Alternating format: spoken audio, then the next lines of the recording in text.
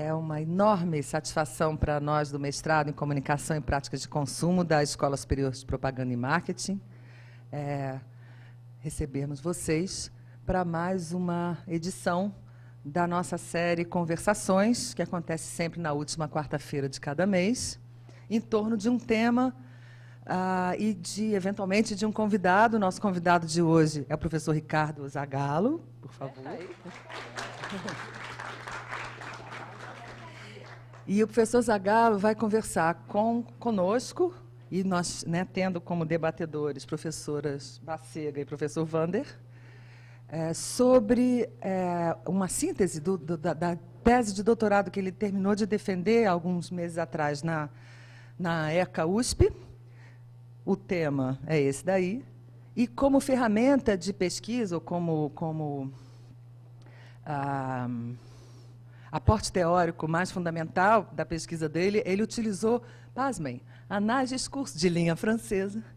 E é por isso que professoras Bacega e professor Vander estão aí para debaterem com ele. Muito obrigado ao convite, estou muito feliz, até porque é a primeira vez, depois da banca, que eu tenho a oportunidade de falar com alguém sobre o meu trabalho, além de esposa, parente, amigo, aquelas coisas que tinham que me aturar. Houve baixas. Bom, então, eu só vou precisar fazer uma coisa daquelas. Pode ser? É folgado da minha parte, né? Então, aqui, uma breve estrutura da apresentação. Primeiro, vou falar um pouquinho de onde venho, não desde a infância, e o que isso tem a ver com a escolha do tema. Depois, os objetivos da pesquisa, os referenciais que me ajudaram a construir esse objeto. Na verdade, até já é uma questão essa, que o objeto é uma construção minha. É importante vocês saberem de onde que eu vim, de onde que eu busquei elementos para construir o objeto dessa forma, até para poder dialogar dentro de uma mesma lógica. Aí o percurso metodológico, que envolve um pouquinho desde referenciais. Aí eu usei o ferramental, como a professora Gisela comentou, de análise de discurso. Acho que usei o ferramental, é uma expressão bem adequada para o que eu fiz. Então, depois a gente pode até discutir isso também. E as questões levantadas pelo trabalho, e depois a gente conversa. Tá? Bom, me formei na ECA, saí super encanado, um publicitário com drama de consciência. Queria trabalhar com educação, com ajudar as pessoas, com sei lá o quê. Não sabia muito bem como, então resolvi começar a trabalhar no convencional mesmo, em agência de propaganda, trabalhei um período. Acabei ganhando um prêmio de outdoor, isso me levou para as palestras e me levou para as aulas. E nas aulas eu comecei a observar que era ali que tinha algum sentido a minha vida de publicitário, um publicitário professor, um cara que podia discutir, de repente tentar impor coisas para os alunos discutiam. Eu falei, não estou gostando dessa história, mas ainda não era aula, era mais palestra, eram coisas meio preliminares. Aí teve uma oportunidade, que eu coloquei orientadores, aí, porque a gente tem o orientador oficial, que é o professor Ivan Santo Barbosa, está ali, e o orientador extraoficial, que foi o professor Luiz Celso de Piratininga, que essa foi... no caso, eles eram bem complementares. Bom, Piratininga eu vou pular de falar muito dele, porque a gente está muito triste ainda. De qualquer forma, o professor Ivan me convidou na época, na verdade, ele convidou o Piratininga falou, Zagallo, você não quer escrever comigo o texto? Depois ele falou, Zagallo, você não quer escrever você mesmo esse texto? E... um texto para um livro que depois foi batizado como Hiperpublicidade, que chama Publicidade, Propaganda, Possibilidades, uma coisa assim, eu não lembro. E onde eu coloquei questões que me pareciam interessantes, quer dizer, o tipo de visão que me interessava para a propaganda, que vai para esse lado, que a gente quiser dar um nome, seria os impactos sociais, os impactos políticos da comunicação, da publicidade, é o que me interessa mais. Aí eu comecei a dar aula de verdade, fui, vamos dizer assim, ligeiramente pressionado a fazer o mestrado. Falei, tá bom, eu vou fazer o mestrado. Aí comecei a gostar também do mestrado. Trabalhei com essa mistura de consumo, educação e criança, o estudo de caso do Pão de Açúcar Kids, que é bem intrincado o negócio, mas gostei, mas, enfim, percebi que o problema era complexo. E no doutorado, eu, em certa medida, ampliei um pouco o escopo. Resolvi falar do discurso das empresas mais em geral, o que teve lá os seus ganhos e os seus problemas, como vocês vão ver no decorrer. Tá? Então, isso resultou, essa trajetória acabou me trazendo aqui. No meio do caminho também fui convidado para trabalhar aqui no Centro de Altos Estudos, vim para a SPM, me colocou num lugar especialmente interessante dessa confluência aí de, né, consumo, reflexão e, enfim, acho que o mestrado aqui também representa bem isso. Tá, então, o título da tese é esse aqui, né, Responsabilidade Social das Empresas, Formações Discursivas em Confronto. E o orientador foi o professor Ivan Santo Barbosa. Então, vamos lá. Então, o grande objetivo era compreender como é que o discurso das empresas sobre ou acerca do social é formulado, partindo dessa ideia de que existem ali formações discursivas, né, em confronto, em diálogo, enfim, na verdade elas se auto-identificam, né, se constroem reciprocamente, e tinha alguns objetivos específicos que alguns eu avancei mais, outros menos, né, discutir a heterogeneidade de vozes, eu avancei médio, explicitar a cena enunciativa do discurso da responsabilidade social, avancei ínfimo, e delinear a construção dos sentidos, eu avancei razoável. Tá? Essa é a minha opinião / a da banca. Depois vocês podem dar de vocês, eu até queria ouvi-los, porque acho que a gente tem caminhos aí, espero que, a seguir. Referenciais, né? De onde que eu parti? Tinha 3 coisas que me interessavam, 3 questões que me interessavam nesse objeto. A questão da discussão da cidadania e democracia, levando em conta também né, a ideia de esfera pública, esfera privada e esfera social, que é uma terceira esfera, aí, segundo a Hannah Arendt, que acabou embaçando as outras 2, ou ocupando o espaço das outras 2. Mídia, publicidade, simulacro e consumo, quer dizer, como é que isso dialoga com o mundo da comunicação, aí o Debord, Marina Chauí, o Debord é muito íntimo, né? O Guy Debord, a Marina Chauí e o Nestor Garcia Canclini me ajudaram. Eu coloquei alguns autores, há outros também, e acho que também, sendo bastante transparente, eu acho que de todos aqui, os meus mais queridos e com quem eu trabalhei melhor, que talvez quem hoje eu conheço um pouco mais, são a Hannah Arendt e o Richard Sennett. Né, que aí, para discutir essa questão do mundo do trabalho, como é que as pessoas estão vivendo numa incerteza aí, no momento atual do capitalismo.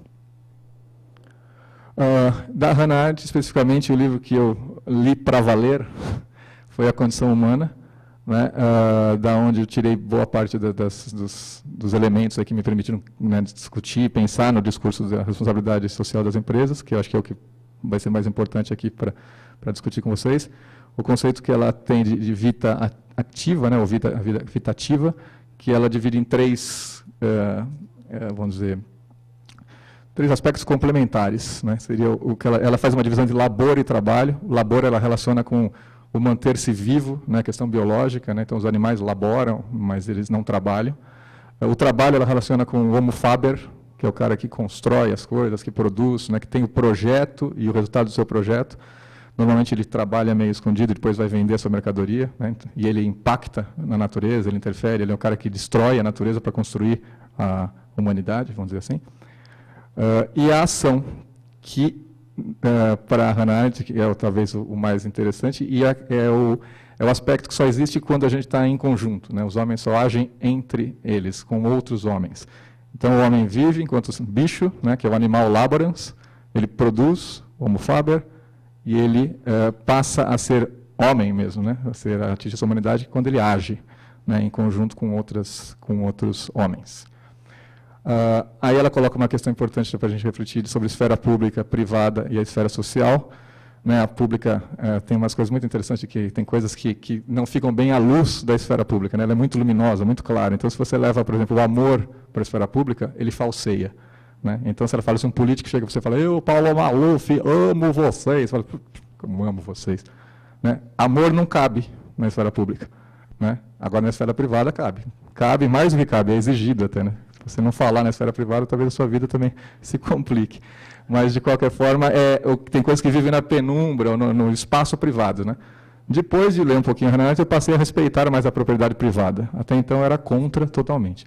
Agora, eu acho que faz algum sentido que a gente tenha espaços privados, né? Propriedade privada. E o social, que virou uma coisa gigantesca, em certa medida ela se sobrepôs, se alargou, né, sobre as outras 2. Então, quando a gente fala de discurso das empresas, demorou para cair essa ficha óbvia. Eu não podia achar nada muito político, por exemplo, que estava escrito lá, né, responsabilidade social das empresas. né? Então, a esfera social acabou se sobrepondo e é um pouco onde está orbitando tudo o que é feito, né? E a gente vai observar isso. Aí ela fala muito da promoção do social, né? O que seria... Eu estou sendo bastante sintético, então depois a gente pode discutir. A ideia de que, se você privilegia o espaço social, a relação social, e não uma relação política, uma relação de esfera pública, você acaba substituindo a ação por comportamentos, né? E esses comportamentos, eles podem ser medidos, vigiados, aí você tem todo um questionamento de uma sociedade de controle. Por outro lado, ele pode ser útil para dar uma dimensão, por exemplo, para o trabalho do marketing. Você fala, olha, o marketing pode fazer o quê? Pode observar padrões de comportamento, talvez mais do que definir perfis de indivíduo, de individualidade. Então, essa é uma questão que é tanto de controle quanto de uso e, ao mesmo tempo, dá um limite para alguns tipos de atividades empresariais ou o que a gente faz por aqui. Tá? Então, e a Hannah Arendt coloca de um jeito bem duro, na verdade, que é uma coisa que para mim está bastante evidente agora, que você começa a trabalhar com estatísticas, com grandes movimentos de comportamento, né, e menos com deliberação, com discussões políticas, até porque talvez para algumas pessoas, acho que quem eu li, que achei que me chamou a atenção, o professor Wilson Gomes, as pessoas talvez não estejam interessadas em discutir, isso é uma questão, né? Ele fala da discutibilidade e visibilidade, parece que, mesmo que você criasse, né, talvez vocês tenham ouvido também, mas muitas e muitas reuniões, eu ouço a seguinte questão, a gente não consegue discutir nada, não consegue resolver nada da reunião, vamos resolver depois, lá fora, no cafezinho, de 2 em 2, tal, né? A deliberação em si fica uma coisa meio, não sabe o que fazer. E uma das coisas mais legais de todas, que essa eu guardarei no meu cérebro, a ideia de teia de relações humanas, que a Hannah Arendt coloca da seguinte forma, que ela fala que quando você faz uma coisa com um certo objetivo, uma intencionalidade, quase nunca aquilo acontece do jeito que você imaginava ou, né, se realiza. Mas aquilo deflagra uma série de reações ou de ações de outras pessoas, né, que vai fazer com que a gente conte uma história, né, a gente e os outros. Mas não é ação e reação. Eu fiz isso aqui, eu estou falando uma coisa para vocês, esperando que vocês me achem legal, inteligente. Tal. Vocês estão construindo a história de vocês, né? Então, cai numa teia, né? Só que o interessante é justamente isso, né? Aí tem um pouco a ver com a análise de discurso também, que a gente não se compreenda mesmo perfeitamente, né? Que a gente viva uma, como é que eles falam? Incompreensão constitutiva, né? Isso fica claro numa briga de casal, né? Você não está entendendo o que eu estou falando, você também não está entendendo o que eu estou falando. Graças a Deus, quer dizer, porque é esse não entendimento que permite que a gente continue conversando, né? Se a gente se entendesse perfeitamente, ia ser uma tristeza, né? Eu entendi, eu também, acabou a conversa, né? E isso gera aquelas duas palavrinhas lá, né? Poder e força, né? A força, na Hannah Arendt coloca como uma característica, uma capacidade individual, né, que se converte em poder quando isso eu falei ontem, estou repetindo hoje, gostei dessa história, né? As pessoas agem em conjunto, elas estão agindo, então elas podem constituir um poder. Isso, rapidamente, tem duas coisas que, na minha percepção, estão muito utilizadas de forma esvaziada e desgastada e negativa, e valeria a pena repensar. As palavras política e poder, né? As pessoas falam assim, estava tudo bem, até que chegou o poder e a política e estragou tudo. Para pensar, né? Bom, percurso metodológico, então a pesquisa de abordagem qualitativa, mas meio pretensiosa, com muito material empírico, né, talvez mais do que necessário. O método de referenciais teóricos, quer dizer, o grande referencial, a grande leitura também, do ponto de vista metodológico que eu fiz foi o Bakhtin, que eu li para valer também, que eu tinha lido mais ou menos antes na redação.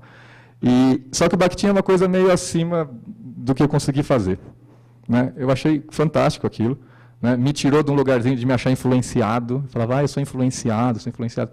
Larga a mão, Zagallo, né? Você faz parte de uma cadeia, de um elo, então você não é influenciado, você vai, né, capturar, você vai pegar coisas que te interessam, você vai construir o seu discurso a partir de outros discursos, né? Então isso me deixou muito mais à vontade para viver.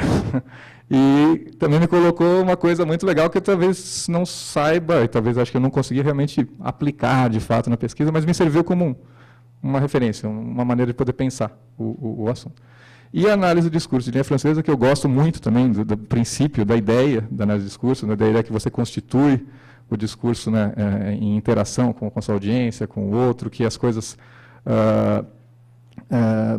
enfim, acontecem em certos lugares, né, que esses lugares não são só contexto, mas são, né, constitutivos do texto. Né? Então, essas duas coisas me convencem muito, me parecem muito razoáveis, muito interessantes. E aí, talvez, o passo difícil é converter isso em análise de fato, né, de objetos empíricos. E aí a gente vai ver o que eu consegui e o que eu não consegui fazer.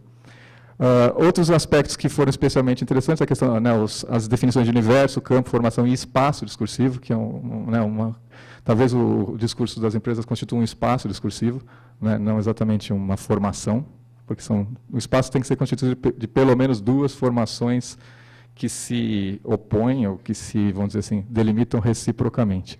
Né? Então, no caso, acho que seria mais um espaço discursivo, o discurso das empresas sobre responsabilidade social.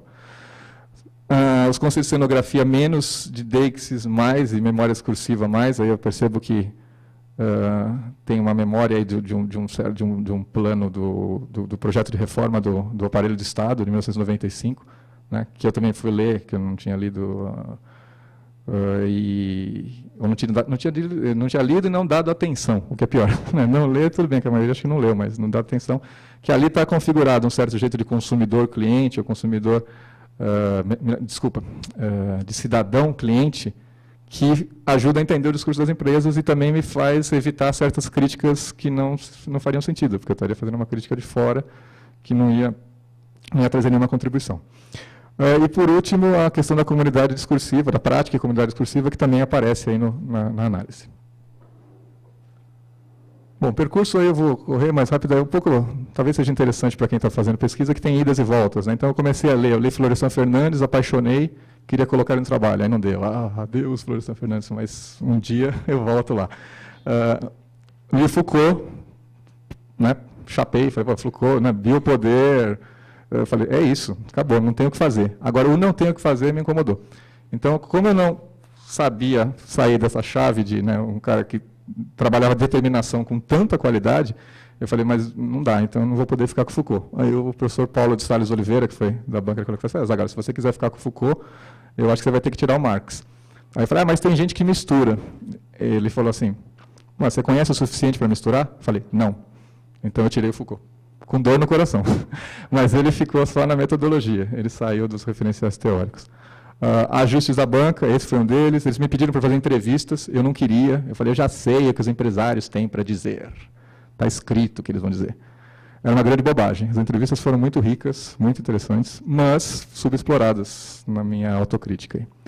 E uma coisa importante é que eu parti de uma ideia de mapa, né, de tentar fazer um mapeamento, usar cada uma dos vários conjuntos de dados que eu estava imaginando trabalhar e que eu consegui trabalhar, alguns mais, outros menos, como, né, uma espécie de, eu vou conseguir enxergar o mapa da responsabilidade social empresarial e na verdade, não fazia muito sentido isso. Fazia mais sentido que eu pensasse essas fontes, todas elas, para entender, né, uma coisa só, de forma complementar.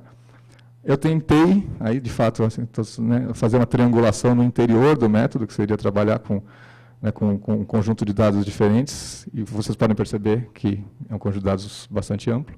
Né, então, você tem, ainda mais para análise de discurso, talvez mais do que amplo ele seja irrealizável, mas, enfim, depois a gente discute também.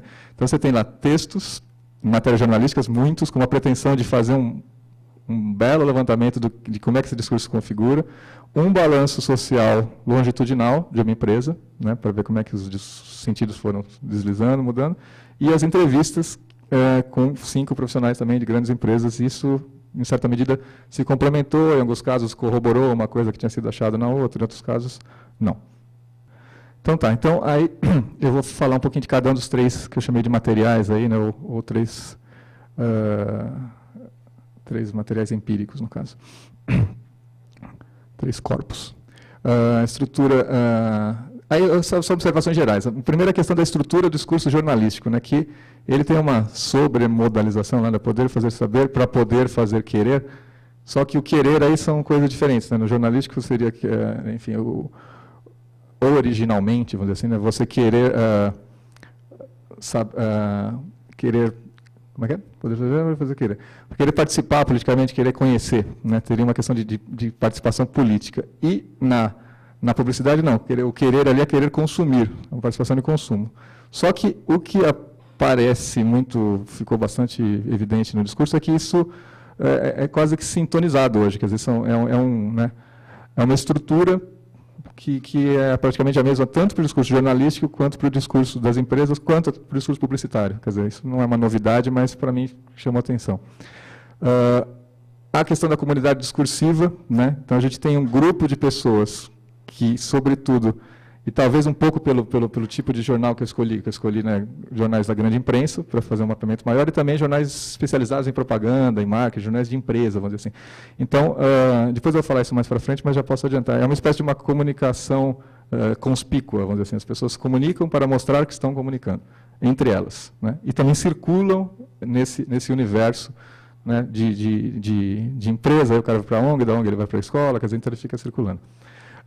A questão, essas pessoas estão aqui, né? Os vários, a gente teria enunciadores, teria os co-enunciadores, que eu chamei de legitimadores, que são empresários, que são os legitimadores práticos, cientistas, os legitimadores teóricos, e os consultores, que são os legitimadores híbridos, vamos dizer assim, né? Pesquisa de mercado acadêmicas, discurso citado. Aí entra um pouco, talvez, para a gente pensar também qual que é o papel do intelectual hoje, né? Volta e meia a gente é chamado, os pesquisadores, para legitimar ou falar de algo, e seja na forma de cientistas para dar uma entrevista, para ser citado na matéria, ou como consultor diretamente. E o que eu acho que é mais relevante foi que observou-se uma série de dicotomias, eu não sei se essa palavra foi bem escolhida, depois a gente pode até... que seriam, né, contraposições, por exemplo, entre fazer e só comunicar. Né? Tem aqueles que fazem mesmo, as empresas que fazem, e aquelas que só comunicam, que não fazem. Né? Então, isso tem é um procedimento, na verdade, isso foi um procedimento que o Foucault propôs, de controle e delimitação do discurso, que eu cheguei ao Foucault pela professora Helena, né, Nagamini, Helena Brandão, que tem um livro que eu achei fantástico, que é sobre uma análise do discurso da Petrobras, sobre a responsabilidade social.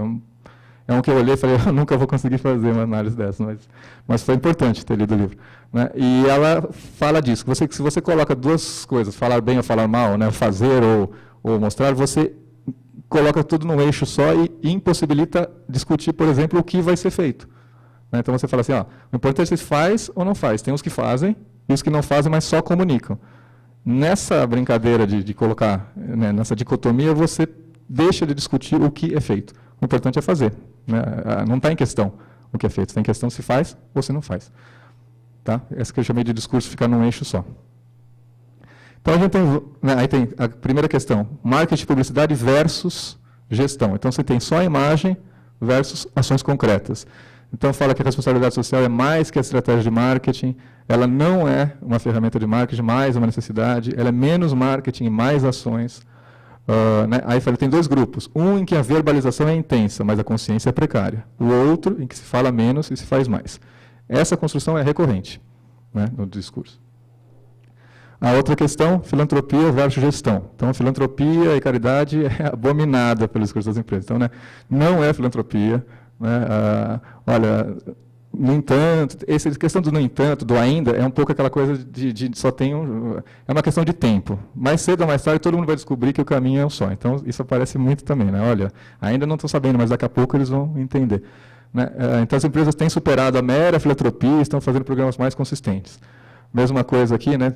Até quando o cara é um especialista, né, em filantropia, né, tem uma criação interessante ali, como é que é? Filantropicapitalismo. Né?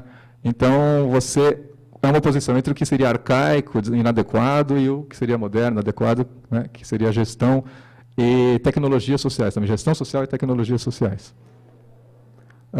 Estado versus empresa, bom, que dispensa explicações, vocês conhecem esse discurso melhor do que eu, e quem trabalha em empresa sabe que, né, não preciso ficar defendendo o Estado. Responsabilidade social e causas trabalhistas, isso é importante. Tem um trabalho muito bom da professora Capelin, né, Paola Capelin, ela escreve com as parceiras ou parceiros, eu não conheço, mas e é umas... É errado eu fazer isso com o parceiro, enfim, talvez os parceiros, né, seja importante, desculpem, parceiros. Ela ela trabalha vamos dizer assim, esse par e passo aí entre o discurso da responsabilidade social e o desmonte e, na verdade, a briga pelo desmonte da legislação trabalhista de projetos como o Custo Brasil, o Movimento Custo Brasil, que é um movimento empresarial de flexibilização, que tem uma série de vamos dizer assim, enfim, colocações bastante razoáveis, mas chama atenção que as coisas aconteçam lado a lado. E aí tem um discurso que são discursos, né, da mesma pessoa em âmbitos diferentes. Num âmbito que é um artigo, né, no âmbito do discurso da responsabilidade social, se fala muito de investir em educação, que as lideranças empresariais têm que preparar as pessoas e fortalecê-las de alguma forma para enfrentar esse mundo louco que vivemos. Por outro lado, né, ele é totalmente taxativo em que você tem que acabar com os direitos trabalhistas e cada um que se vire. Né? Tem a visão corporativa que existe na área trabalhista é proteger o coitado do operário. Né? Tem até uma ironia, meio que dizendo no subtexto aí, que a gente sabe que teve um operário que chegou longe. Né? Então, isso aqui tem uma ironia bastante... exatamente. Todos poderiam, desde que... eu acho que a Gisela colocou bem. Acho que o que está por trás desse discurso mesmo, é tudo uma questão de esforço. Oportunidades, tanto que o cara chegou a presidente, quer dizer, então, se os outros não chegaram é porque são vagabundos. Aí tem um caminho único, quer dizer, você tem essa dicotomia, ou isso, mas aí a resposta é uma só. Né? Tanto se você vai fazer, ou se você vai para a gestão, você vai por uma coisa chamada sustentabilidade, que é um guarda-chuva bastante grande, bastante coerente também, devo dizer, dentro do âmbito do discurso das empresas, mas que não dá muita abertura para outro, quer dizer, é muito, muito taxativo o discurso, assim, é uma coisa natural. Né? Aí aparece a Hannah Arendt falando assim, é uma coisa quase que biológica, é um ciclo natural, né? A sustentabilidade propõe isso, que você mantenha o ciclo funcionando, né? E não tem muita escolha, quer dizer, ou funciona, ou o planeta acaba, ou funciona, ou todo mundo vai morrer, quer dizer, você fala, bom, então tá bom, então vamos fazer esse negócio aí. Né? E as entradas, para o que me interessava, que era a questão de cidadania, só se dão pelo consumo ou pela produção. Né? Então você tem, né, o consumidor estupim, você tem que mudar a mentalidade, você parte do indivíduo. Aí foi uma descoberta tardia, mas importante, e já vou falar adiantando uma coisa do final. Eu parti de conceitos, vamos dizer assim, muito fechados do que seria cidadania para mim. Eu li a Hannah Arendt, li a Mariana Chauí, falei, cidadania é uma deliberação em fóruns públicos, as pessoas participam, a participação direta ou indireta, mas muito relacionada com uma democracia cada vez mais fortalecida, e desconhecia a formulação do cidadão, por exemplo, do Anthony Giddens, que é um cara bastante utilizado também, e que lastreia, né, a reforma do Estado, por exemplo, e lastreia o discurso das empresas. Então, quando eu ia buscar, assim, essa cidadania que vocês estão falando, que cidadania que vocês estão falando? Eles estão falando dessa cidadania, que é a cidadania do indivíduo automotivado, que se estimulado, se favorecido pelas condições, que no caso seria, né, do Estado de oferecer condições mais razoáveis para o que eles chamam de cidadão cliente, deslancha. Né? Essa é a questão. Então, você oferece condições e o cara vai. Né? E isso faz sentido, as empresas falam desse cidadão. Então, isso que eu disse quando eu falei que eu ia tomar cuidado, que eu não tomei no começo, de fazer uma crítica de fora. Né? Eu ia chegar com o conceito de cidadão fechado, criticando, falar, vocês não fazem cidadania, vocês não fazem... Né? De que cidadão que eles estão falando? De que cidadão que eu estou falando? Não é o mesmo. Né? Então, eu, quer dizer, descobri, entre aspas, isso e comecei a descobrir outras coisas. Por exemplo, eu não queria ouvir no discurso das empresas que eles interferiam nas políticas públicas. Né? Eu falei, porque política pública é bom, empresa é ruim. Aí chegou lá, o pessoal falava, não, porque nossos projetos viraram todas políticas públicas, estão sendo aplicados em vários municípios. Ok, como? Né? Aí, reforma do aparelho do Estado, quer dizer, que tipo de política pública focada, né, que parte do princípio estou sendo bem, talvez até sintético demais, mas já que não dá para todo mundo, vamos focar quem é os piores do Brasil e vamos salvar os piores. Quer dizer, então você faz uma política focada, né, e que é uma opção. Né, e as empresas trabalham isso por dois motivos. Um, porque tem sentido, é uma questão que a gente poderia discutir mais profundamente, os autores não são pessoas incongruentes. Outro, porque para a empresa mostrar resultados é muito importante, muito necessário. Né? Então o cara fala, olha, eu fiz um projeto que funcionou, essa é uma questão importante, então, aquele negócio do fazer e do falar só. Em linhas gerais, então a gente tem, né, negação do marketing da publicidade, negação das práticas filantrópicas, e se desloca para a gestão e desenvolvimento empresarial. Dicotomias jogam por um caminho só, sustentabilidade e cidadania reflexiva, né, entrada pela produção ou pelo consumo. tom geral prescritivo e, importante ressalva, né? Essas questões não são as únicas, mas acho que o levantamento ele pode oferecer uma configuração plausível, né? Eu me sinto mais ou menos à vontade para dizer, olha, isso aqui faz sentido, acho que é mais ou menos isso, mas é claro que não, definitivamente não se resume a isso o discurso das empresas. Esse eu vou um pouquinho mais rápido. Aqui eu já falei do consumo conspícuo, né? É do Veblen, né? Foi um empréstimo, enfim. E, detalhe, eu não li o Veblen. Eu li o Sennett, que fala do Veblen, e emprestei do Veblen, o que é temerário, tá? Não façam isso. Mas já que estamos num fórum acadêmico, né? Xiaoyi, e o discurso competente, esse sim, né? Esse é o do que a gente está falando, da legitimação, isso está mais evidente. Aí aconteceu uma coisa interessante, que é uma coisinha, mas ela me chamou a atenção. Essa parte do trabalho eu achei que ficou bonitinho, mas ordinário. Não, porque é tudo redondinho, funciona, mas assim, não tem muita profundidade na minha percepção, mas eu achei legal. Né, que, por exemplo, como é que se deslocou a ideia do autor? Né? Você tem uma das funções do sujeito, que é a autoria. Né? E a Orlandi fala da assunção, né, da autoria. E aí teve um movimento de mudança de autor no expediente dos balanços sociais que chamou a atenção. Ele começou em 2002, quem fazia o balanço era o marketing e a publicidade, os departamentos. Depois era o marketing, o departamento de comunicação e design. Depois, marketing, assessoria de imprensa, comunicação e design. Aí sumiu o marketing. Relações com o mercado. Mudou-se o nome. Né? Entram as consultorias e entra a auditoria. Né? Então, entram duas maneiras de legitimar o discurso. Em 2007, permanece a consultoria e a auditoria, mas tem uma mudança interessante aqui. É uma coisa de auditor, mas achei legal. Né? Em 2006, você transita, né, de 2006 para 2007, uma declaração ampla. Né? Então, você tem um auditor que fala, nós, da Ernst Young, comprovamos que esse documento diz a verdade, papapá. Depois, você recua e diz, ó, isso aqui é asseguração limitada, quer dizer, a gente está falando a partir do que as pessoas falaram, a gente não tem nada a ver com isso, desculpa aí, né? Dei um passinho atrás. E começaram a surgir declarações de garantia de ONGs e de empresas certificadoras, por exemplo, né? Que certificam a responsabilidade social. Né? Não desmerecendo nenhum deles, mas é interessante como cada um começa a encontrar o seu papel na autoria de um documento maior. Né? Aí tem os deslizamentos de sentido, aí que tem uma coisa interessante também que, né, tem alguns sentidos que eles vão deslizando para sentidos próximos, né, e quando chega no final da história está bem longe do que começou, vamos dizer assim. Então você percebe que tem um movimento evidente, que isso aí foi, por isso eu até que escolhi fazer o trabalho longitudinal, que você tinha sustentabilidade como um tópico, e ele virou título.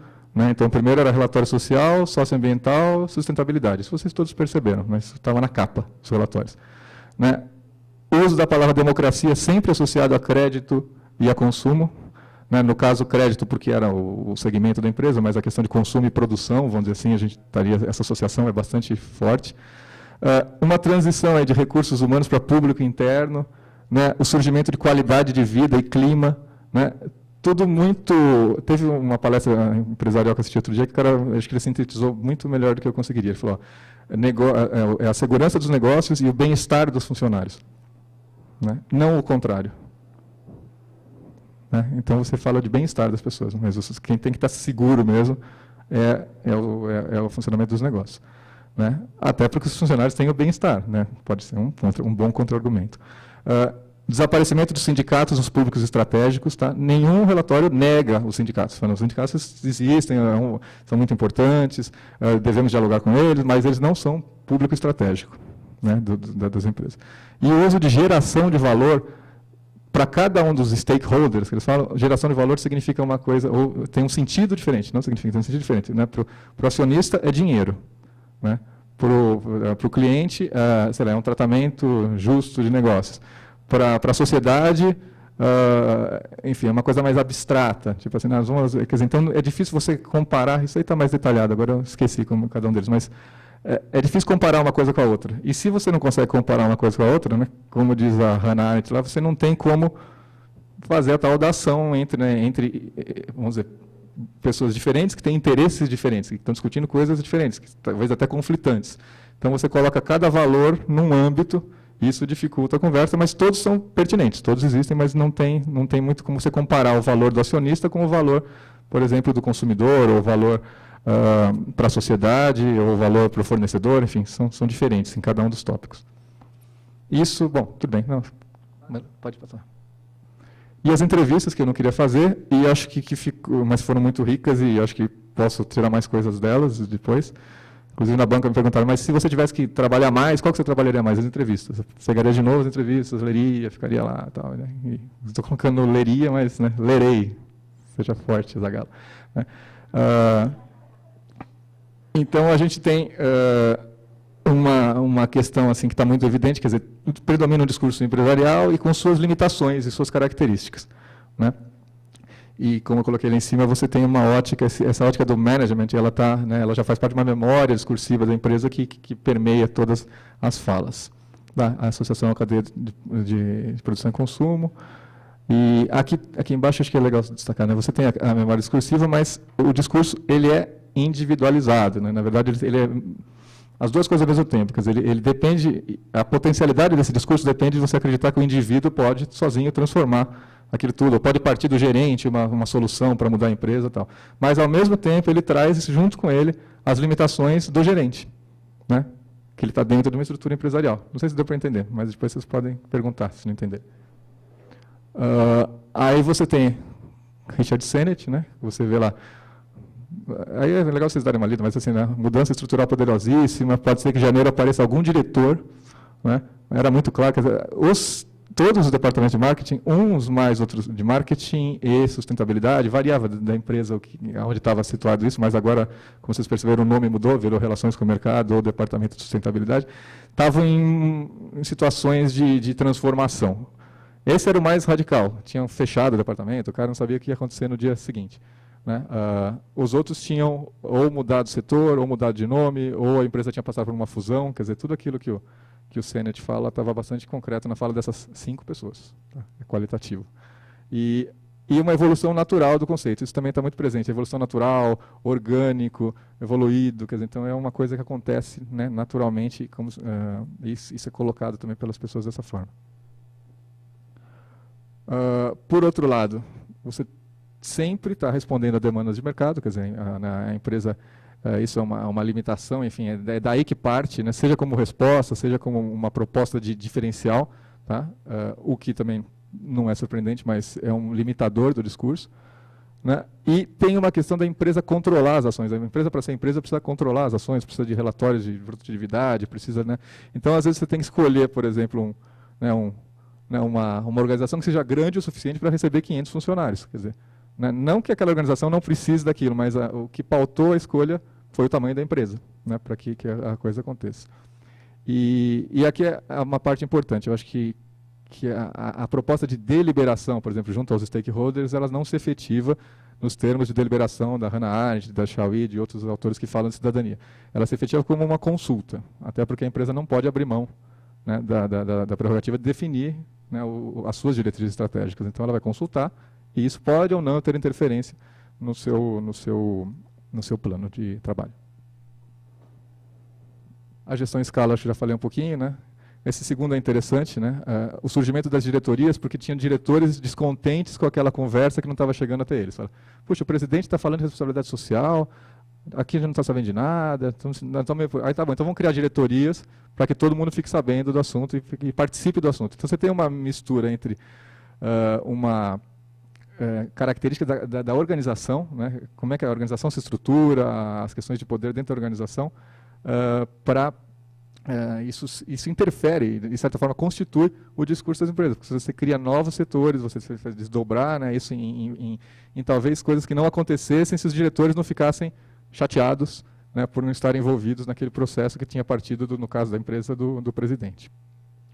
Aí tem a questão do processo de convencimento, aí vai muito naquela ideia do cidadão reflexivo, né, o indivíduo, tudo parte do indivíduo, a gente tem que convencê-lo, tem que motivá-lo para que ele participe, para que ele crie coisas. Já falei, né, das políticas públicas, da minha decepção, está lá, mas é esse tipo, né, isso, no final tem as referências lá, esse plano de reforma do aparelho do Estado é muito didático, assim, a leitura, nem que seja só da introdução dele, já diz bastante coisa interessante lá.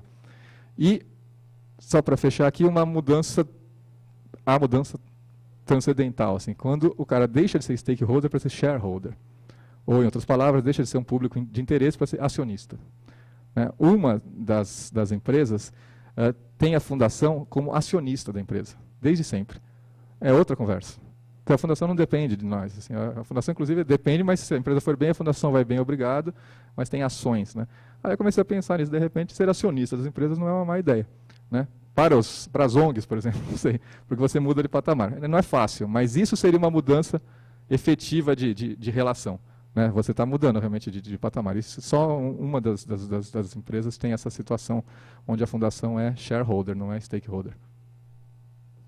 E aí tem uma sugestão, na verdade, talvez bem mal acabada, de dois esboços de formação discursiva. Aí, né? Uma que eu chamei de gerencial, outra que eu chamei de política.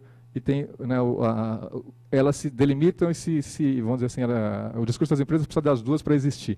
Né? Mas você, depois a gente vai ver que ele vai negar um pouco o outro lado e vai construir um simulacro, algo parecido que faça sentido para ele existir. Vai ficar mais claro para frente, espero. Né? Então tem cultura de mercado, cultura política, a visibilidade e a discutibilidade. As palavras são horríveis, mas acho que né, discutibilidade é bem feio. Não consegui encontrar melhor. Empresa, empreendedor, né, e cidadão. Oportunidades, privilégios, direitos, gestão social, política social. Ali poderia colocar também gestão e tecnologias sociais. E força, poder. Tá? Então, na verdade, né, na minha percepção, o discurso constituiria um espaço discursivo, né, e nesse interdiscurso aí você vai negociando essas duas formações. Essas duas formações estão em negociação para constituir o discurso das empresas sobre o social. Questões? Vamos lá.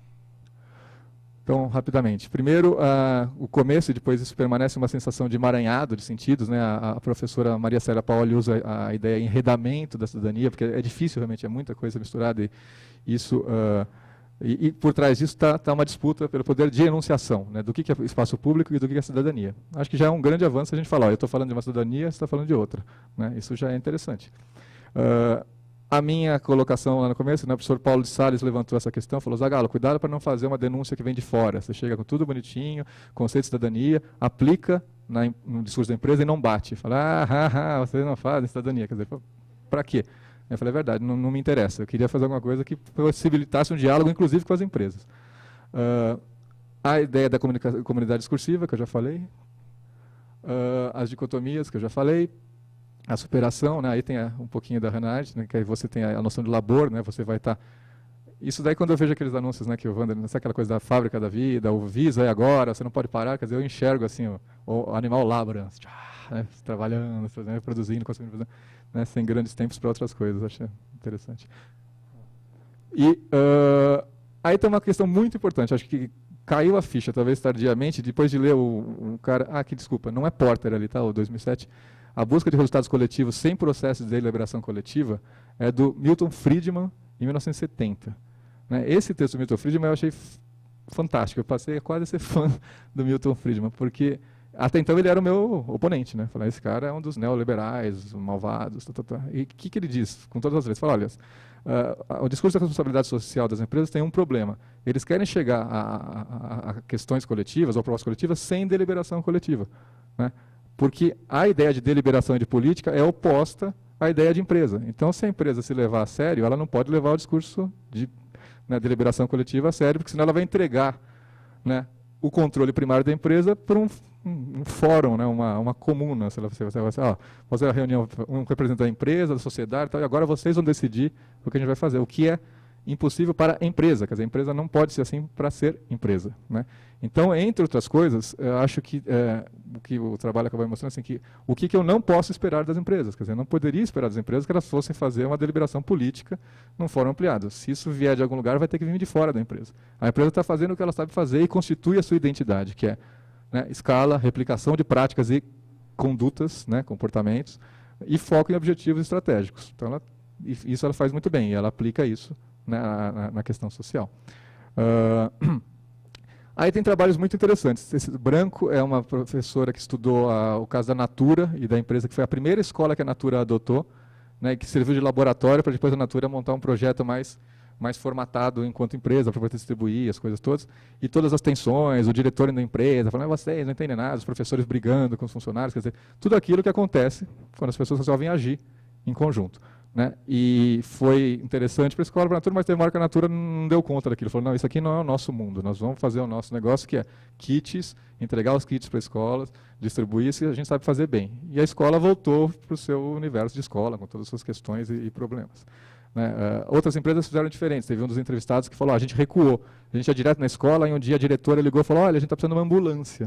Aí ela falou, nossa, mas não é o nosso papel, nós somos uma empresa, veja bem, minha senhora, mas eu já vou retornar, tal, aquela coisa meio que agora. Né? Aí eles resolveram conversar com a diretoria de ensino, quer dizer, peraí, não é, a gente não é. Né? Então, as empresas foram dando umas trombadas, esses trabalhos mostram isso, e aquele do Gonçalves Júnior, que acho que o Júnior não é só Gonçalves, mas enfim, parece um cantor, né? Ele fez o moto perpétuo da Fiat, que foi um projeto grande, que tem, né, com milhões de reais, ou cruzeiro, sei lá que moeda deve, mas acho que é reais, e que distribuiu kits para várias escolas. Tal. Isso chegou e foi muito norteado pela localização das fábricas, como era de se esperar, né, e teve resultados muito pouco significativos em termos educacionais, quer dizer, isso dito, né, pelo pesquisador, mas, enfim, enquanto ação de empresa, funcionou muito bem. Então, aí a questão era, de novo, ficar muito claro o limite do que a empresa pode ou não pode, eventualmente, fazer. E esse autor é um autor, acho que norueguês, uma coisa, é um nórdico. Os nórdicos, às vezes, né, de vez em quando, eles falam coisas interessantes. Né? Falam, os nórdicos, vamos observá-los. Né? Esse Kallio, né, ele falou que tem 3 tabus no discurso das empresas, que eles não podem abordar. Assim. Então, é um discurso da área de administração, inclusive tem a professora Thelma aqui, que da amoralidade dos negócios, quer dizer, então, porque isso é um discurso forte no Friedman. Né, os negócios são amorais, não tem essa de bonzinho e malvado. A gente está fazendo coisas, tem produtividade, tem escala, tudo mais, e não tem grandes... Só que isso não é abordado de frente. Então, muito discurso empresarial fala da moral, né, da consciência do empresário, desse tipo de coisa. A ideia do crescimento econômico contínuo, que agora, com a catástrofe ambiental, está totalmente colocada em xeque, e o que ele chama de natureza política, no sentido de, não política, talvez no sentido de deliberações de espaço público, mas da empresa assumir que o discurso da responsabilidade social é uma ferramenta, né, para ela lutar por seus interesses. Né, evidentes, assim, e isso é meio que negado no discurso para que ele se constitua. Ali é RSE, né, isso acontecia direto, né, RSE virava ser, o computador corrigia. Né. Talvez tinha uma mensagem subliminar. Né. E aí, bom, então como é que se constitui a identidade do discurso nessa delimitação recíproca entre aquelas duas formações que eu coloquei? Partindo de algumas negações, né, isso eu também descobri tardiamente que é um princípio básico da psicanálise, né? Você constitui você a partir da negação do que não é você, né? Isso é não eu, não eu, não eu, eu. Aí você começa, né? Então aqui no caso, né, responsabilidade social é não filantropia, não marketing, não relações trabalhistas, né? E não, talvez de uma maneira mais ampliada, aí acho que merece estudar muito mais isso, que foi uma dica que o Richard Sennett me deu no livro, né? Não sou tão chegado assim. Falando desse Levis Kozer, que eu não conhecia, que tem um livro chamado A Função Social do Conflito. Então ele fala que quando as pessoas assumem o conflito, elas se aproximam. Né, que é só pelo conflito, pelo dissenso, pela discussão que a gente consegue se aproximar de fato, né, se aproximar de fato naquele sentido de agir em conjunto e transformar a realidade. Ou você pode evitar o conflito, né, e ficar com cada um mais ou menos no seu lugar e evitar o dissenso e talvez partir para coisas um pouco mais confortáveis. É uma opção também bem válida. Na vida a gente sabe que às vezes é bem melhor fazer isso, mas acho que o discurso se constitui um pouco em cima dessa negação do conflito. E é isso.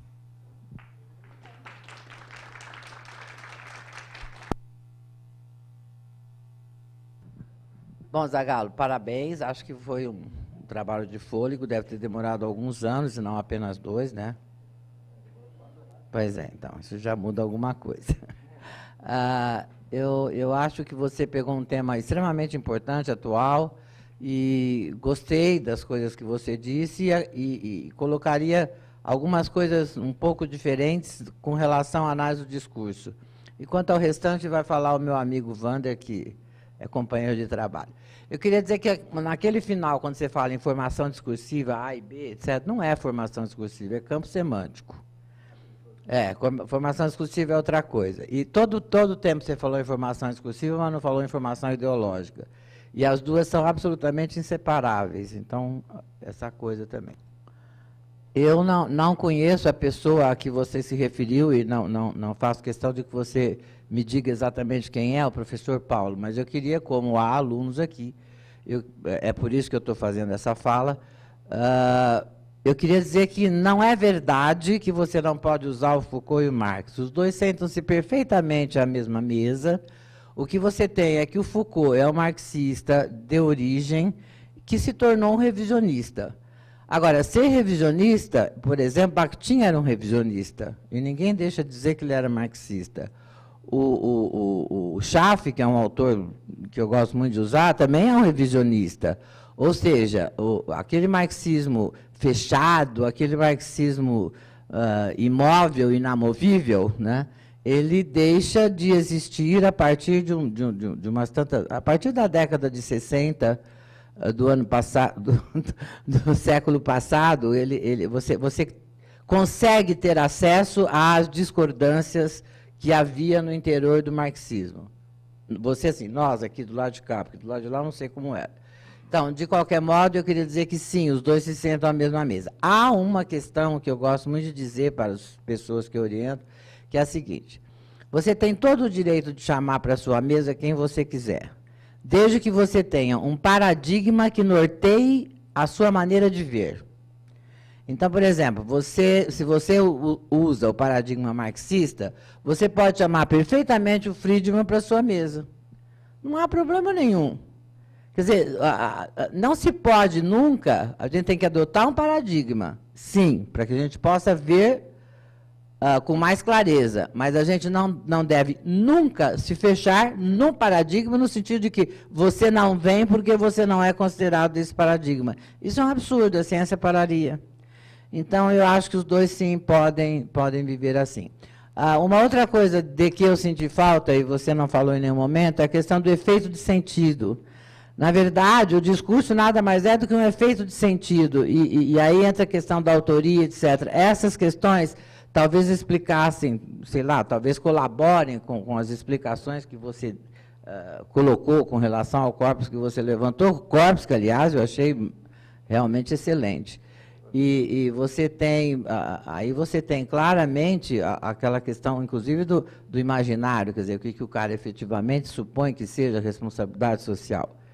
Uma vez eu ouvi uma coisa, e vou parar aqui, passar para o Wander, eu ouvi uma coisa que eu achei muito interessante. A Vale do Rio Doce, ela tem umas escolas maravilhosas, ela tem áreas, bagulhos, etc. Realmente tem. Quer dizer, ela gasta muito dinheiro com isso. Quer dizer, ela gasta um pouco do seu lucro com isso, mas, enfim, não vem ao caso. Agora, pergunte à Vale do Rio Doce o que é que ela faz em Minas Gerais, que ela está matando a população da cidade toda com a fábrica que ela tem lá. Eu estou dizendo lá porque eu faço parte da banca de uma aluna da USP, banca de tese, que está terminando o trabalho e que mora nessa cidade. Ou seja, não é só lá, é em todo lugar. Então, a questão da responsabilidade social, do sustentável, etc., é uma coisa que, sim, merece estar na pauta e merece ser discutido. Até porque acabamos de saber de uma coisa que parece que não é verdade que o mundo está esquentando. Parece que, na verdade, ele está diminuindo a temperatura. Ou seja, muita água vai correr ainda. Obrigado. Deixa eu fazer só um comentáriozinho rápido. Talvez eu tenha sido, na maneira brincalhona de falar, ter sido injusto com o professor Paulo, que, na verdade, o que ele colocou para mim... Não, mas aqui, enfim, eu acho que é a pessoa da psicologia social, né, que eu conheci ele numa disciplina chamada Responsabilidades Sociais da... Psicologia das Responsabilidades Sociais. Acho que existe até hoje essa disciplina. Foi ele que me apresentou a Hannah Arendt, o Sennett, enfim, foi muito importante. Mas o que ele quis dizer, e, na verdade, o que eu levei adiante foi: eu não tinha cacife para. Assim, eu não conhecia Foucault o suficiente para fazer colocá-los à mesma mesa. Né? Então, como eu não queria largar o paradigma marxista, porque talvez eu também não seja um conhecedor de Marx, mas eu falei, tá bom, eu abri mão nesse sentido. Agora, por outro lado, o Ivan, que é o meu orientador, que é um hibridizador, ele era totalmente a favor assim, ele falou: não, Zagallo, vai lá, né? Coloca, você dá um jeito. Mas eu não me senti à vontade. Aí foi uma opção, talvez, mas acho que faz todo sentido o que você está falando. E as outras coisas de análise de discurso eu vou querer conversar mais com vocês, na verdade, até assistir umas aulinhas aí, de repente, porque eu acho que teve coisas que eu não avancei, né? Recebi críticas fortes na banca nesse sentido. Falaram, Zagalo, aqui você foi, aqui você não foi. Né? Aí eu falei, tá certo. Aí eu expliquei porque eu não fui, eles ficaram satisfeitos. Né? E né, falaram, olha, você, até porque pela amplitude, né, do corpus. Mas já estou falando demais. Bom, Zagalo, parabéns pelo teu trabalho. Eu queria só colocar algumas questões, né, que eu acho que teu trabalho instiga. Que você citou o Veblen, né? Mas, assim, me parece, pelo que você coloca, até pelo que eu acompanho dos discursos sobre responsabilidade social, que eu acho que tem um autor que poderia te ajudar a continuar essa discussão, que é o Max Weber, né? No sentido em que eu acho que esse discurso de responsabilidade social, ele, de certa forma, ele atualiza o que o Weber fala lá na época dele sobre a ética protestante na ideia da salvação pelas obras. Né, que tem um caráter místico, um caráter religioso aí no que ele fala, né, dentro desse motor da racionalidade que vai gerar a mentalidade do capitalismo moderno. Mas me parece que isso se transformou em uma formação discursiva interessante para ser discutida hoje. Né? O que é essa salvação pelas obras a partir do discurso da responsabilidade socioambiental? Eu acho que tem um campo aí bem interessante para ser estudado. Né? Porque, entrando em outra coisa que você falou, né, a ideia dos deslizamentos do sentido, né? Ou seja, de que maneira se organizam os campos semânticos em torno desses elementos, né? Democracia, responsabilidade socioambiental, responsabilidade, a própria ideia de salvação, né? O que é essa salvação, né? Salvação da natureza ou salvação do ser humano? Às vezes fica um discurso confuso, né? Porque salve a terra ou salve o ser humano, tá? Qual que é o objetivo, né? Porque às vezes parece uma coisa que está fora, que não faz parte de um ecossistema do qual fazemos parte. Parece que, de certa forma, também reproduz uma outra ideia, que é uma ideia moderna do homem que controla a natureza. Se na época da modernidade era o ideal de progresso e ordem, hoje é a ideia de que essa ordem deve restituir uma natureza que já não existe mais. Então fica um discurso interessante de contrapor com aqueles discursos da modernidade. Né? Uma outra coisa me chamou bastante atenção também a discussão que você faz, né, assim, sobre a maneira como os próprios empresários veem a área de marketing e publicidade. E aí eu queria dizer assim que eles são mais preconceituosos que a gente da academia. Eu acho incrível, né, assim, porque é até uma coisa para ser discutida em termos de formação de discurso, estratégia de discurso mesmo, ou seja, como negar a necessidade dos processos comunicacionais quando você constrói uma política, seja de produção, né, de gestão da mercadoria, ou seja, de uma atitude a partir de uma fundação, de uma ação que seja de benefício para a sociedade.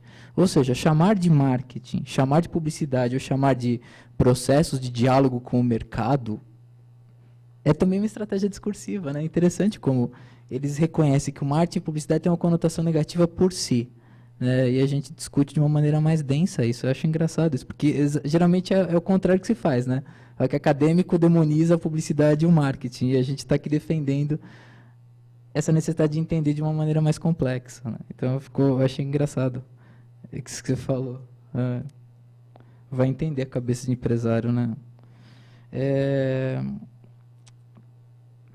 Bom, acho que é isso. Acho mais isso para estimular o debate, a gente passa a palavra para a plateia.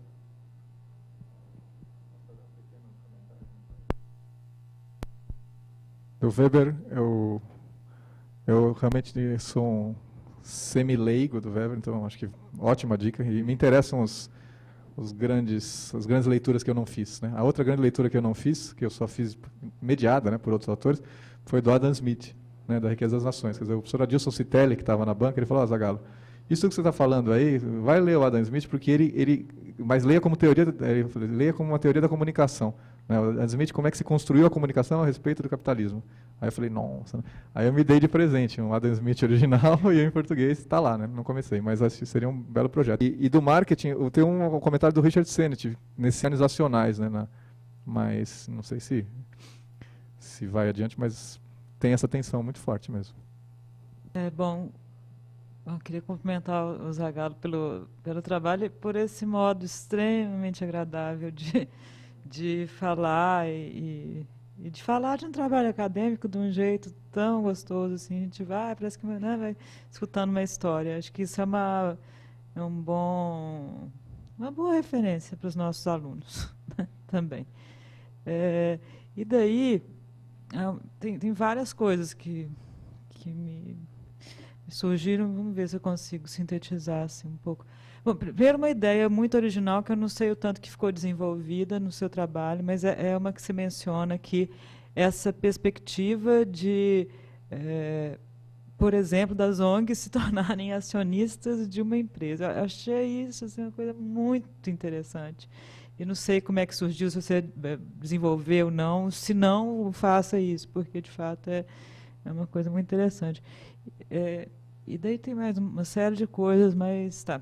Essa ideia, que eu também acho bastante, uma ideia muito original de pensar, e importante para a escola também, uma certa função desse discurso da responsabilidade social, função indireta, ou impacto indireto, que foi uma certa pulverização, né, do discurso pela sociedade. Então, se tornou um discurso, esses discursos que se banalizam, eles têm algumas implicações. E talvez, de fato, tenha um impacto aí, alguns dos discursos que até um tempo atrás eles eram propriedade ou do Estado, ou das empresas, ou dos marqueteiros, eles se dispersam e às vezes, de fato, se perde a propriedade, né, desse discurso. E talvez fiquei pensando se você podia comentar um pouco. E a última questão, comente que der, a partir do trabalho da Renata, que está aqui, Koga, nossa aluna de graduação, minha orientanda de graduação, que está fazendo um incrível trabalho, né, que ficará pronto em breve, sobre algumas campanhas do governo Lula, enfim, discutindo os impactos aí sociais, especificamente uma campanha que é de enfrentamento do trabalho infantil. E cometendo aqui vou contar só um pouquinho dos resultados, só um resultado inédito para preservar o trabalho, que vai terminar em breve, entrevistando uma das publicitárias, é isso, né, Renata? Responsável por essa campanha. A gente encontrou essas surpresas que estão vindo, né? A gente encontra no discurso de uma publicitária do governo uma visão extremamente não demonizante da publicidade. E ela diz alguma coisa do gênero, olha, na verdade não tem diferença entre a minha campanha, não tem diferenças fundamentais entre a minha campanha e a campanha de um sabão em pó. Eu não tenho nenhuma resistência à lógica publicitária, né? Então, também, se pudesse comentar, né, essas surpresas, né, eu achei muito, muito legal. E é isso, parabéns aí pelo trabalho. Esse é um assunto que eu adoro e maravilhoso o seu trabalho. Eu fiquei triste porque o Moto Perpétuo é da empresa que eu trabalho, acho que foi que trouxe a empresa para o Brasil. Gostaria de saber depois direitinho quem é esse pesquisador, mas é um projeto importante. Eu vou dar uma satisfação, né, só para ele.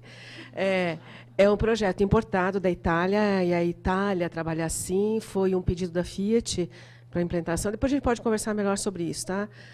Depois, a partir do insucesso, entre aspas, insucesso educacional, sucesso empresarial do projeto, as bases de implementação de investimento social privado da Fiat e de todos os outros clientes da La Fábrica mudaram para trabalhar em conjunto com as normativas educacionais. Só estou te dando uma satisfação, tá? Depois gostaria de conhecer esse livro até para mandar para o Melati. É uma tese, né? É uma tese. Para mandar para o Melati, lá na Itália, ele saber dessas coisas. Uma coisa que eu percebi, e aí depois precisava ver melhor, é que eu percebi que o conceito de responsabilidade social ficou um pouco minimizado nesses discursos para o investimento social privado, que é uma fatia pequenininha, dentro dos 8 sentidos que fazem parte da responsabilidade social. Então, depois, que não vai dar, eu acredito, para a gente esgotar esse assunto. Mas é interessante, e depois, nesse contra-discurso da propaganda e da publicidade, no sentido de explorar, não o investimento social privado, que aí tem a ver com as ONGs, aí tem a ver com a questão da educação, mas todo o trabalho que é feito com funcionário, todo o trabalho que a Avon e a Natura e o Banco Real fizeram com seus fornecedores. Quer dizer, esse assunto que eu percebi, foi propagado pelo Instituto Ethos, e ele tem toda uma organização para ser estudado, eu não senti isto vir toda essa análise que você fez do discurso das empresas. Isso é muito maior que o investimento social privado. Quer dizer, isso não aparece? É isso que está acontecendo? Isso não aparece na comunicação, de uma certa forma, no discurso? Porque o investimento social privado é uma bobagem dentro da responsabilidade social.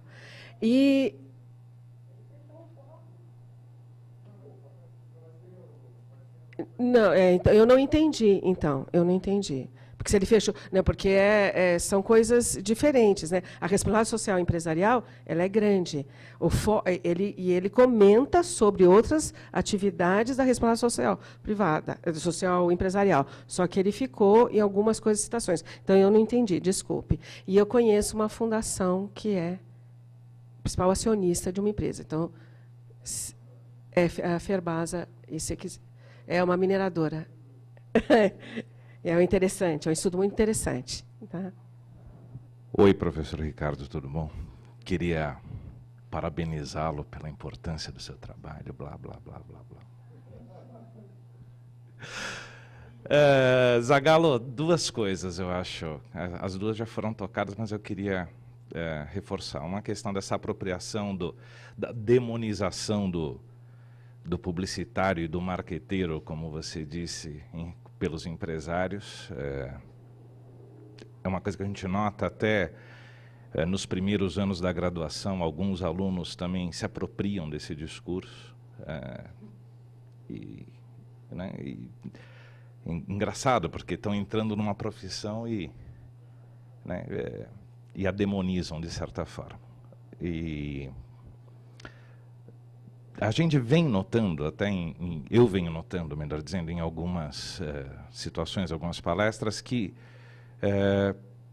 tem uma certa facilidade em crucificar ou em demonizar, usando o próprio termo, os profissionais e a ferramenta em si.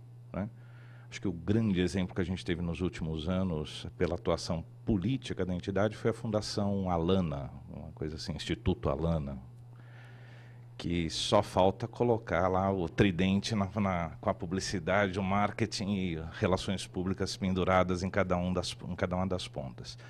Então, até eu queria entender se no teu estudo você percebeu se a assunção desse discurso pelo empresariado ou pelos entrevistados, né? Eu acho que seria leviano dizer pelo empresariado, mas pelos seus entrevistados, não te pareceu, já que você entrou em análise do discurso, ou se você chegou efetivamente a analisar isso, uma tentativa de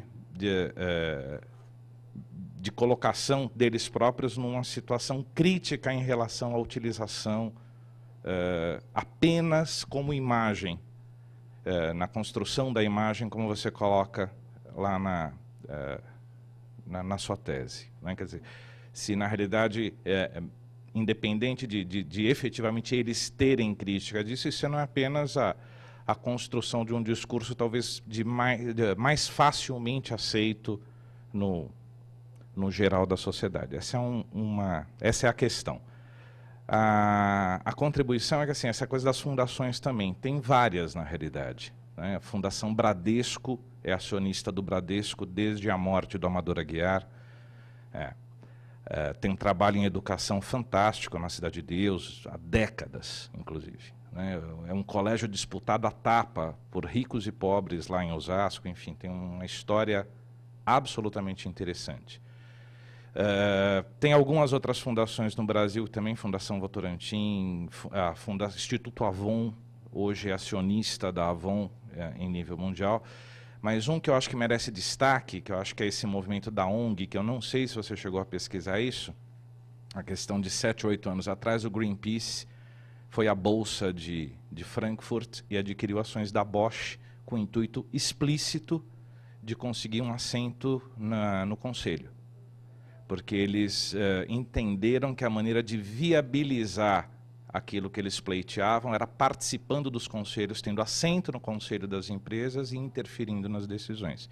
Eu não sei se você chegou a pesquisar sobre isso, mas Greenpeace Europa fez isso, e me parece que existem uma série de... Quando eu digo me parece, é porque tenho lido, mas tenho lido na imprensa nenhum relatório científico, nenhum relatório específico sobre isso. De várias outras entidades ambientais que têm feito movimentos nesse sentido de interferir.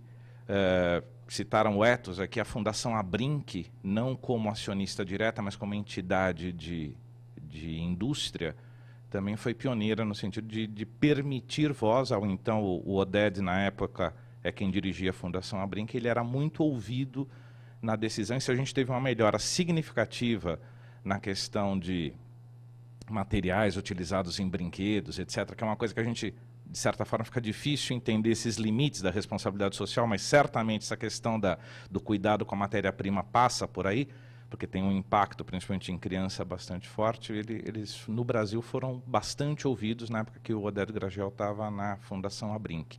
Então, aí tem um material fartíssimo, se você quiser, depois a gente bate papo, eu tenho algumas coisas guardadas e a gente troca. Então, acho que vai dar para ir mais ou menos na ordem. Ou ao contrário.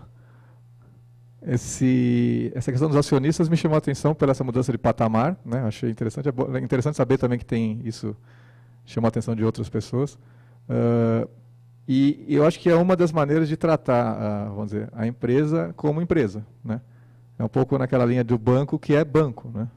A empresa que é empresa. Portanto, se eu quero lidar com uma empresa, né, enquanto empresa, eu preciso ser acionista dela, eu preciso, enfim, ser uma outra empresa, e por aí vai.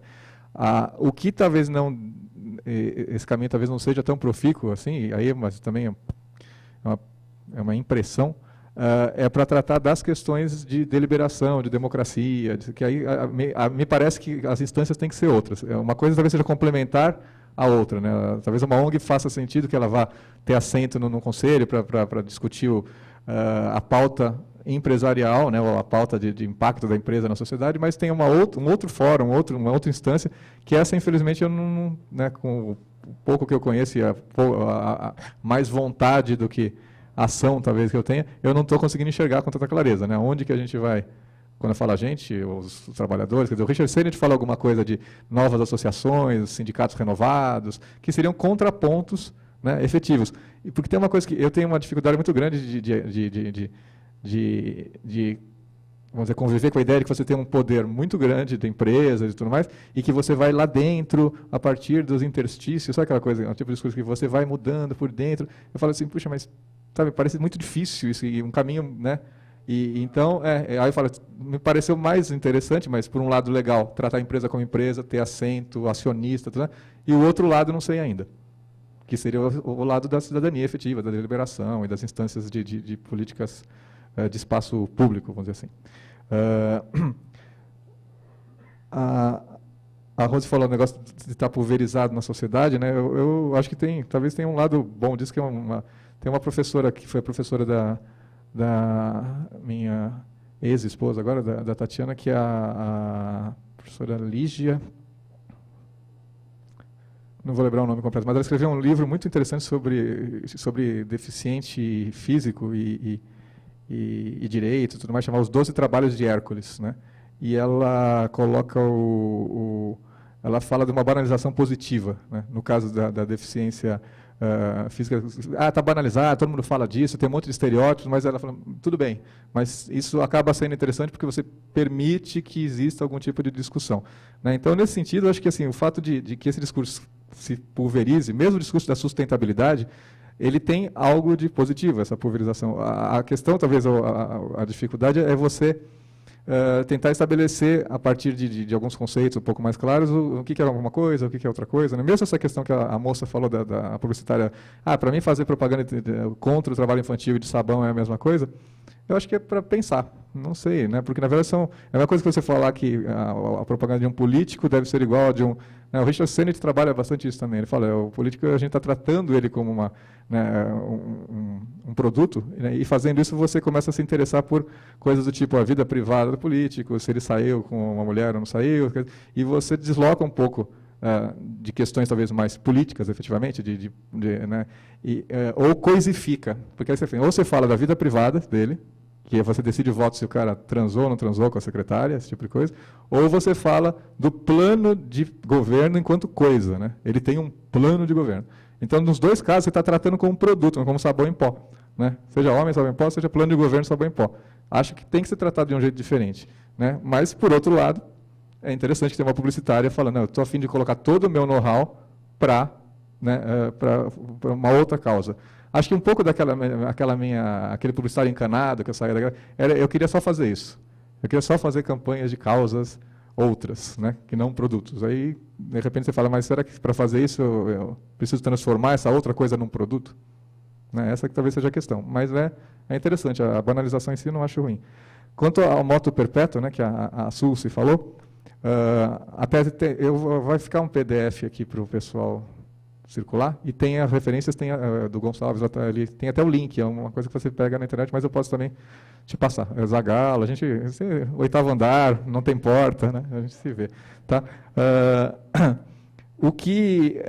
A questão que você falou do investimento social privado, enfim, das várias, né, distinções, que eu acho que são muitas mesmo, ela fica mais clara no meu trabalho num pedaço grande lá, que é a revisão da literatura. Né? E aí eu agrupei os vários autores, talvez até meio grande demais, então vai de administração até geografia política, assim, quem tratou isso de algum jeito, né? Um exagero, talvez, porque eu não consegui depois dar conta disso mais para frente, mas está lá, fica um depósito interessante de textos organizados segundo alguns critérios. E uma das coisas que eu percebi que eu não conseguiria avançar muito é assim, eu não ia conseguir me desvencilhar das sutilezas do discurso da responsabilidade social, enquanto as suas e sutilezas justificadas, né? Você fala, investimento social privado é uma coisa, responsabilidade social é outra, sustentabilidade é uma outra coisa. Então, eu, de certa medida, coloquei isso, falei, olha, existem essas questões todas, mas o que eu tentei tratar aqui era, acho que é quando a professora Bacega saiu do foco, era do que me interessava mais, que eram essas questões, né, as oposições que não permitem a discussão. Então, por exemplo, se você fala fazer ou mostrar, se você coloca essa oposição, você não discute muito o fazer. Se fez, está bom. Você percebe? Assim, essa é a questão que me chamou a atenção. Aí eu não consegui, talvez, entrar numa discussão que pode ser rica, de discutir o que a empresa faz, né? Que você está me dizendo, Zagalo, eles fazem um monte de coisa lá que o seu trabalho não deu conta. Né? A minha preocupação era que isso não seja discutido, porque você fica partindo de alguns, vamos dizer assim, de alguns consensos. Né? Você fala assim, olha, tem um certo jeito de ver o cidadão, tem um certo jeito de trabalhar, que isso é isso mesmo, não tem muito o que discutir. O importante é que as empresas façam. Né? Isso acho que é um pouco maior que o discurso das empresas. A gente tem vários consensos que estão colocados. Né? Então, aí, às vezes, você fica numa situação meio de chatinho. Né? Você acaba de ver, outro dia eu fui ver uma apresentação do pessoal da Alcoa, né, do projeto Jurumim, uma coisa assim, é uma cidade que eles estão pegando, que é um projeto, enfim, me parece muito coerente, muito bem feito, muito cuidadoso, né? Aí eu fico assim, não, mas as instâncias deliberativas, como é que foram feitas? Aí você fala, o que você está querendo, Zagalo? Né? Os caras olham para mim assim, o que é? Qual é a sua? Eu falo, a minha é essa, eu quero ver se a cidade está participando mesmo, direitinho. Então, né? Então assim, é uma ambiguidade de achar que acho que tem coisas muito interessantes, só que elas estão dentro de um jeito de pensar a cidadania, dentro de um jeito de pensar, que é o jeito empresarial. Eu acho que isso também tem que ser muito claro e muito legítimo. Né? Não adianta eu ficar aqui falando, as empresas estão fazendo uma coisa, elas estão sendo empresas. Né? Aí o Denis, né? Bom, o Denis falou da questão da imagem, acho que um pouco é essa questão. O que me interessava mais era assim, essa contraponto entre os caras que só esse discurso, é só a imagem ou é o que faz. Acho que no caso do marketing, por vários fatores, inclusive fatores de escândalos e tudo mais, assim, o marketing, a escola percebeu isso claramente, né, ficou associado a só a imagem. É o cara que fala, mas não faz. É o engodo. O que, em certa medida, também não é novo para a propaganda. A propaganda tem um pouco aquilo. Né? Todo mundo, quando vê um anúncio, vê anúncio com o pé atrás. Né? Esses caras estão querendo me convencer de alguma coisa. Agora, há um tempo atrás, não muito longe, a gente lia jornal assim, com os dois pés ali. Né? Oba, jornal, né? Agora você vê tudo com os pés atrás. Porque você sabe que, né, isso não sou eu que estou dizendo, mas enfim, que todo discurso é, em alguma medida, persuasão, né, ou persuasivo, tem intenções de convencimento. Acho que quem fala bem disso é o professor Citelli, naquele pequeno grande livro, né, o Linguagem e Persuasão, né, que ele fala, você usa uma metáfora, né, está colado na carne e o osso, quer dizer, a persuasão está lá, né, você pode variar a ênfase. Então, acho que tem esse meio que fugir, sabe, diabo da cruz, assim, marketing não. Né, então, talvez quando os alunos, você falou, eles estão negando isso, eles estão... Tanto que a escola, em certa medida, nega um pouco o seu nome hoje, né? Se você fala assim, não tem uma questão de falar assim, a SPM quer ser uma IBM, né? Porque assim, neste momento parece que está pegando meio mal você falar que é escola de propaganda e marketing. Né? Eu me sinto bastante incomodado quando vem um convidado de fora aqui e fala, eu estou aqui, já que eu estou aqui numa escola de propaganda e marketing, pô, larga a mão, né? Pô, como se ele, no resto do mundo, ele não tivesse na propaganda e marketing. Né? Ele estivesse na USP, não é, na Anhembi Morumbi, não é. Chegou na SPM, aqui eu cheguei no campo dos marqueteiros, vou ter que usar o linguagem de vocês. Pô, né? É chato, né? O mestrado sabe disso melhor que eu, né? Vocês são os mestrados da comunicação. Já que vocês são o mestrado que estuda marketing, então eu vou falar uma coisa para vocês. Quer dizer, pô, e você está onde, né, meu caro? O mundo em Marte, né? Então, é um discurso que pegou, mas você tem razão, grudou. Né? Então, o aluno entra com meio assim, talvez ele tenha vergonha de falar para o colega que faz marketing, não tem vergonha de falar que faz design. Né? Ou administração, ou gestão, que é mais legal ainda, né? Ou relações internacionais, ênfase em marketing. Né? Então, é interessante. Eu acho que isso é uma coisa que não é para negar, não, porque, na verdade, assim, é que nem falar de estudar, trabalhar com educação, negando o consumo. Educação é uma coisa que é trabalhada e o consumo é uma outra coisa que vai chegar e vai vir estragar o meu filho e tal. Você não dá para trabalhar. Então, acho que isso às vezes me chama um pouco a atenção. Dá até uma irritaçãozinha às vezes, mas depois eu desirrito porque você tem que começar, né, a entender e ouvir as pessoas. Ou um outro discurso bastante... Agora eu não ouço mais. Quando eu cheguei me chamou a atenção, que era o professor que falava que estava aqui. Ele não era da SPM. Né? Eu sou da antropologia da Blouse, mas eu estou na SPM. Parece que ele tinha um medo de grudar com marketing. Né? Se eu for da SPM... né? Então, acho que tem essa coisa interessante. Né? Mas é isso, eu agradeço muito as questões. Olha, gente, em cima da hora, Zagallo. 7h15. Estou efetivamente... Eu recebi o recado que até 7h15 eu podia. Não tem porta lá em cima e o KPM está aberto, efetivamente. Obrigado. Bom, eu queria agradecer ao Zagallo, né, e agradecer a vocês por terem vindo, dizer que começa uma parceria muito boa entre mim e o Wander, no sentido de participarmos juntos de alguns eventos, coisa que não fizemos ainda. Então, eu acho que foi tudo maravilhoso. Parabéns mais uma vez pelo trabalho. Obrigada, obrigada.